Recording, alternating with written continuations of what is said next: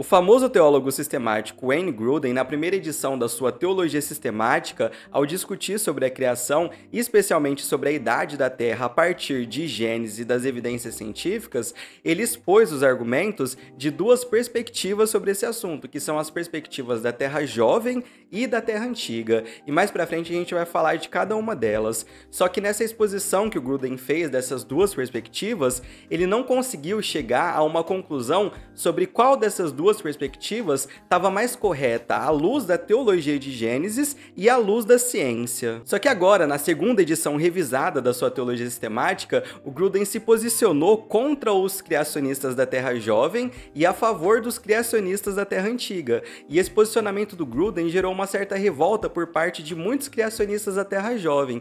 Inclusive, pessoal, alguns chegaram até a falar que o Grudem estava se afastando da fé ortodoxa só porque ele assumiu um posicionamento a favor de uma terra antiga. Enfim, mas o ponto que eu queria trabalhar nesse vídeo com vocês é o seguinte: eu quero apresentar para vocês os motivos que fizeram o Grudem descer do muro e se posicionar a favor de uma terra antiga. Ou seja, minha ideia para esse vídeo é pegar e sintetizar para vocês a parte dessa segunda edição da sistemática do Grudem, onde ele apresenta os argumentos que convenceram ele a adotar essa perspectiva da Terra Antiga. E é interessante que ao apresentar seus argumentos a favor de uma Terra Antiga, o Grudem também apresenta argumentos a favor de uma Terra Jovem, meio que fazendo uma análise comparativa entre essas duas perspectivas. Isso é muito legal, porque a gente acaba tendo um panorama desse debate entre criacionistas da Terra Jovem e criacionistas da Terra Antiga. Bom, então dito isso, sem mais delongas, bora pro vídeo.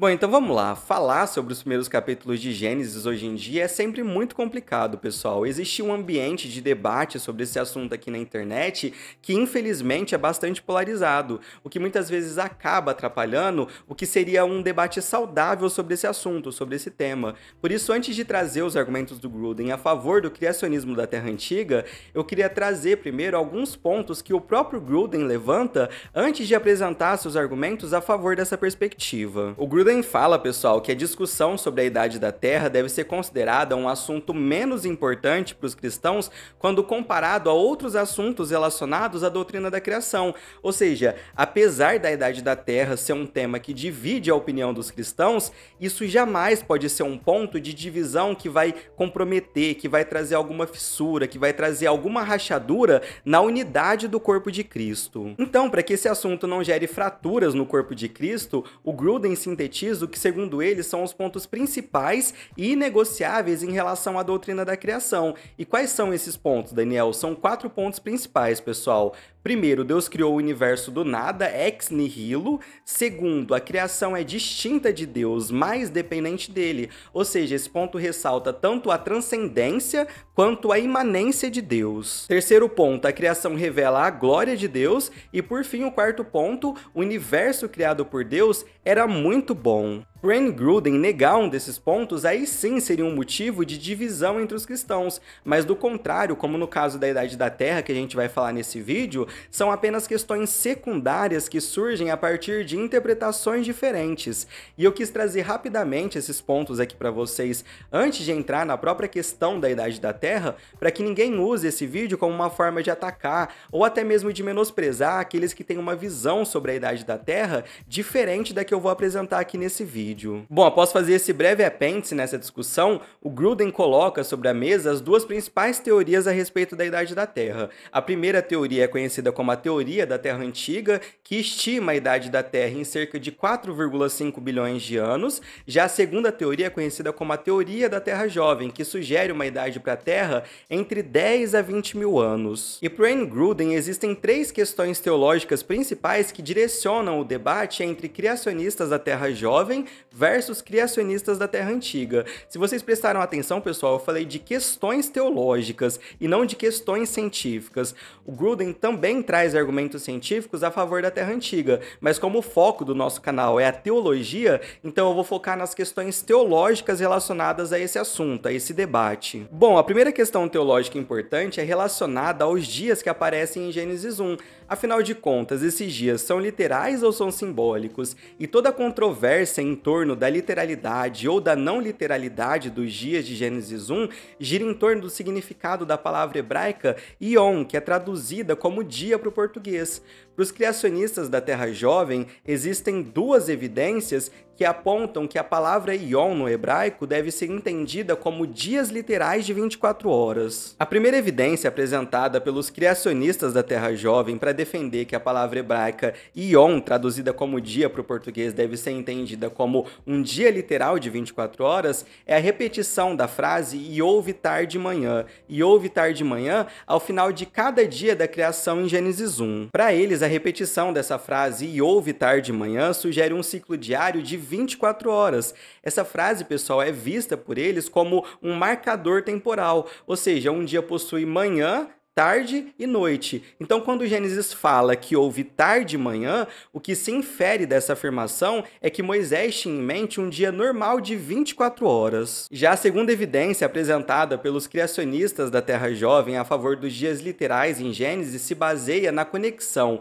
entre os dias da criação em Gênesis 1 e a observância do sábado que é mencionada lá em Êxodo 20. Lá em Êxodo 20, pessoal, no mandamento do sábado, Deus ordena que os israelitas trabalhem por 6 dias e descansem no 7º dia, em lembrança do período da criação descrito em Gênesis. E aí, segundo os criacionistas da Terra Jovem, esse texto de Êxodo 20 deixa claro que, da mesma forma que os israelitas deveriam trabalhar 6 dias de 24 horas e descansar um dia de 24 horas, Deus na criação trabalhou 6 dias de 24 horas e descansou um dia de 24 horas. Portanto, dentro da teoria da Terra Jovem, essa conexão que Êxodo 20 faz entre o mandamento do sábado e a semana da criação em Gênesis reforça a interpretação dos dias de Gênesis como dias literais de 24 horas. Já para os criacionistas da Terra Antiga, a palavra hebraica Yom deve ser interpretada como se referindo a longos períodos de tempo e não a dias literais de 24 horas. Por exemplo, em Gênesis 2:4, o texto diz assim: "Estas são as origens dos céus e da terra, quando foram criados no dia Yom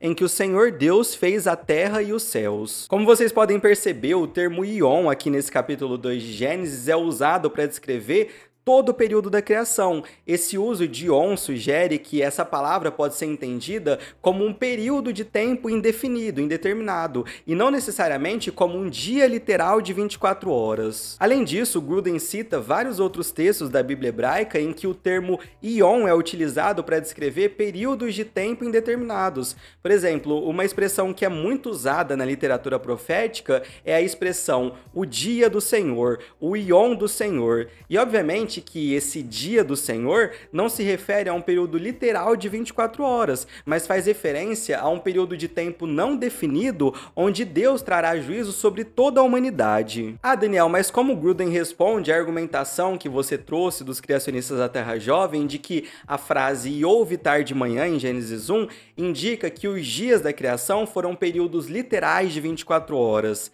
Pessoal, o Gruden destaca que esse argumento dos criacionistas da Terra Jovem não faz muito sentido, até porque o Sol que é necessário para criar o ciclo de tarde e manhã, como a gente conhece, só foi criado no 4º dia. Isso significa que os 3 primeiros dias não poderiam ter tido o ciclo de tarde e manhã causados pela luz solar, porque o Sol ainda não existia.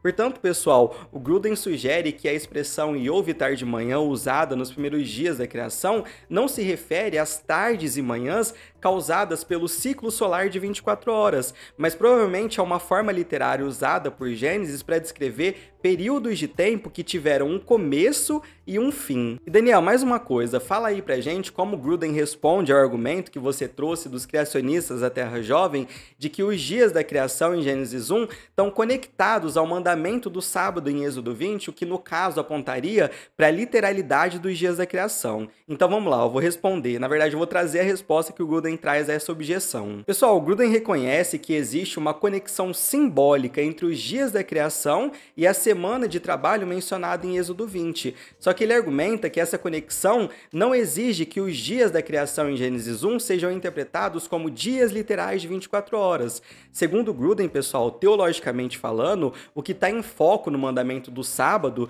não é a duração exata nos dias da criação, mas o padrão simbólico de 6 períodos de trabalho seguidos por um período de descanso. Em outras palavras, o mandamento de Êxodo 20 não depende da interpretação literal dos dias de Gênesis 1, mas sim da ideia, pessoal, de que Deus estabeleceu um padrão de trabalho e descanso que deve ser seguido pelos seres humanos. Mesmo que os dias da criação não sejam literalmente de 24 horas, isso não prejudica em nada a validade do mandamento de sábado. Até porque, pessoal, dentro da Torá existe esse padrão de trabalho seguido de descanso. Além do descanso semanal, a Torá também prevê anos sabáticos e até mesmo o jubileu. Isso só reforça a ideia de que o ciclo de trabalho e descanso mencionado em Êxodo 20 é mais sobre o padrão estabelecido por Deus de trabalho e descanso do que sobre a duração exata de cada dia da criação. Então, todos esses argumentos envolvendo a interpretação do termo Ion é uma primeira questão teológica que separa criacionistas da Terra Jovem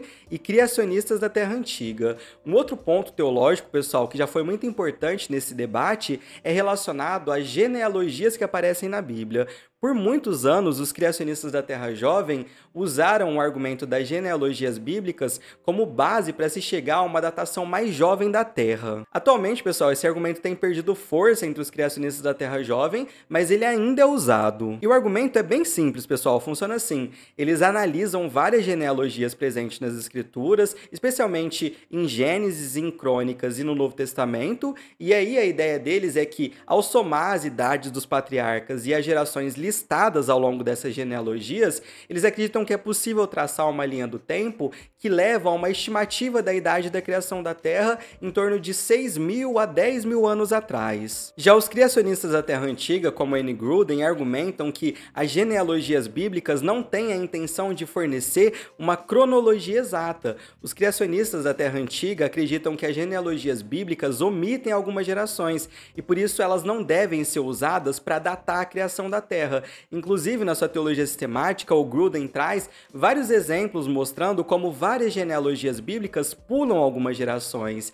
E isso era algo muito comum, era uma prática no mundo antigo. No Antigo Oriente Próximo, as genealogias eram frequentemente resumidas e usadas para diferentes finalidades. No caso das genealogias bíblicas, o Gruden mostra que o seu principal propósito era teológico. Isso quer dizer que as genealogias bíblicas tinham o objetivo de mostrar as linhagens mais importantes para a história da salvação e não fornecer uma cronologia exata para a criação do mundo. Ou seja, o foco das genealogias bíblicas não era estabelecer uma data precisa para a criação, mas sim destacar as linhas de descendência que seriam relevantes para o plano redentor de Deus, que são basicamente, né, pessoal, as linhas de descendência que culminam em Jesus Cristo. Um terceiro ponto teológico abordado pelo Gruden, que provavelmente é o mais controverso, é sobre a questão da morte dos animais antes do pecado de Adão. Para aqueles que defendem a perspectiva da Terra Jovem, essa questão não é nem um pouco problemática, né, pessoal? Isso porque, segundo os criacionistas da Terra Jovem, tanto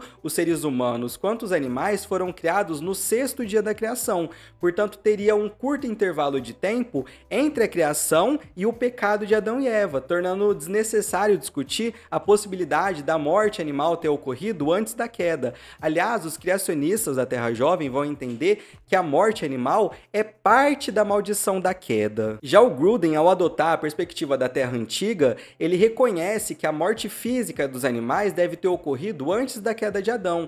E uma primeira pergunta que ele faz sobre esse assunto é a seguinte: existe algum texto bíblico que fala claramente que a morte animal não existia antes da queda? E a resposta dele é um sonoro não. Por exemplo, em Gênesis 2,17, Deus diz a Adão e a Eva que se eles comessem do fruto da árvore do conhecimento do bem e do mal, eles certamente morreriam. O texto não diz que Adão, Eva e os animais morreriam. O Gruden também cita vários outros textos, como por exemplo Romanos 5,12, onde Paulo fala que por um só homem entrou o pecado no mundo e pelo pecado a morte. Gruden explica que o contexto aqui desse versículo se refere claramente à morte humana e espiritual como resultado da entrada do pecado no mundo, sem mencionar em momento algum a morte animal. Então, pessoal, o Gruden vai seguir essa argumentação que, embora a morte humana seja uma consequência direta da queda e do pecado, não há um texto bíblico sequer que afirme que os animais também não morriam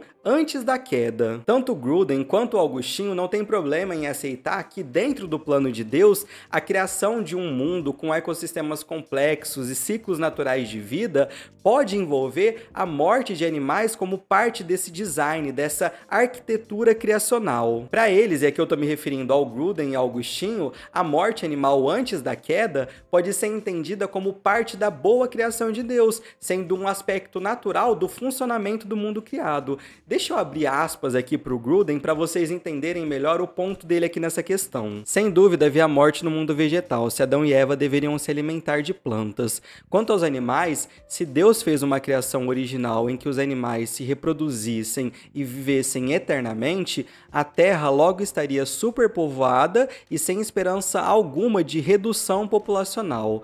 Mesmo que não houvesse animais carnívoros comendo outros animais, é possível que os animais simplesmente tenham envelhecido e morrido pacificamente. Pessoal, esses são os 3 pontos teológicos principais que o Wayne Gruden levanta no debate entre criacionistas da Terra Jovem versus criacionistas da Terra Antiga. E aí, nesse debate, o Gruden entende que os argumentos da perspectiva da Terra Antiga fazem mais sentido. Agora eu quero saber de vocês, nesse debate entre criacionistas da Terra Antiga e criacionistas da Terra Jovem, vocês estão do lado de quem? Quais argumentos vocês acharam que faz mais sentido? Os argumentos da Terra Jovem ou da Terra Antiga? Deixem aqui nos comentários. É isso, pessoal. Se você gostou do vídeo, não se esqueça de deixar o seu like, de se inscrever no canal, de ativar o sininho para não perder os próximos vídeos. Eu vou ficando por aqui. Fiquem todos com Deus e até a próxima.